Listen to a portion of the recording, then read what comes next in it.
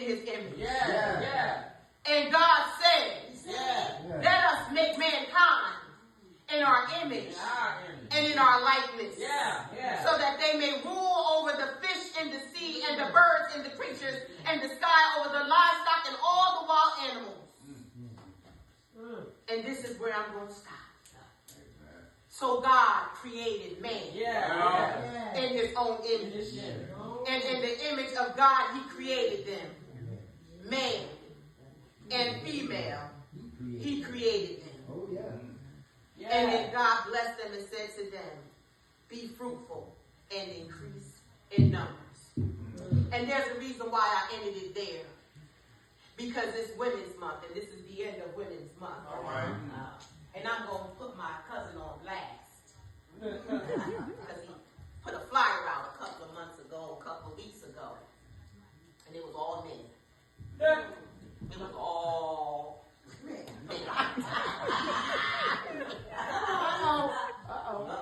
Some hippie. Men on this flyer. What is this? The boys club. Am I lying? You're not lying. I inboxed him real quick. You did. As soon as I saw the flyer post, I'm about sick of y'all in these men's clubs. He said, let man, he said, I'm going to make man and woman. That's right. All right.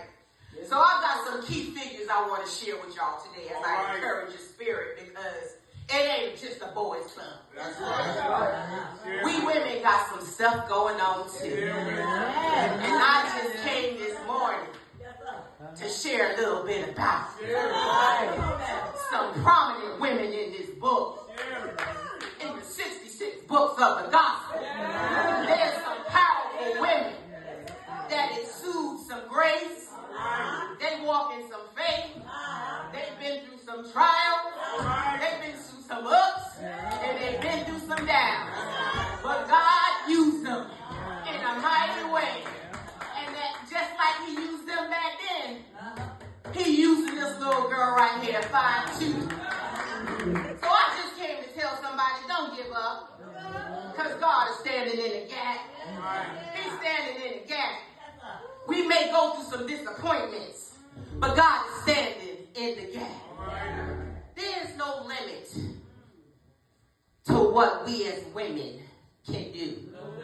No limit. First Lady Michelle Obama. Don't give up on yourself.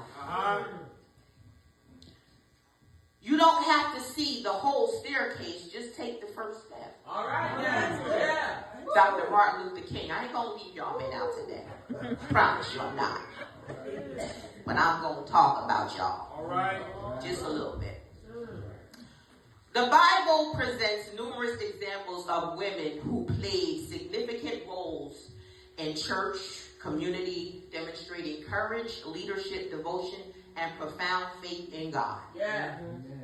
I'm going to share with y'all this morning a couple of key figures, and I'm probably not going to get through everything in honor of time. I know Pastor said y'all have an anniversary today, but I'm still going to let God be God, because that's just what I do. So the first key figure is Eve in Genesis 2 and 3, the first woman created. Eve demonstrated some complexities of human choices, right? The fall of God's redemptive plan for humanity. Eve's story illustrates themes of temptation, sin, and the need of faith. The need for faith in God's promise of restoration. All right. Now, as I go through these women, okay, as I go through these women, I want y'all to see which one that you can apply to your life. All right. Okay?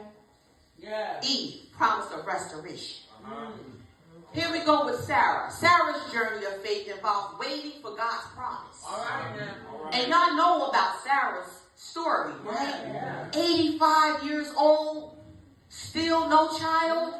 Like, who in the world? What in the world, God? What you waiting for? Yeah. Right? Exactly. Sarah's story demonstrates God's promise.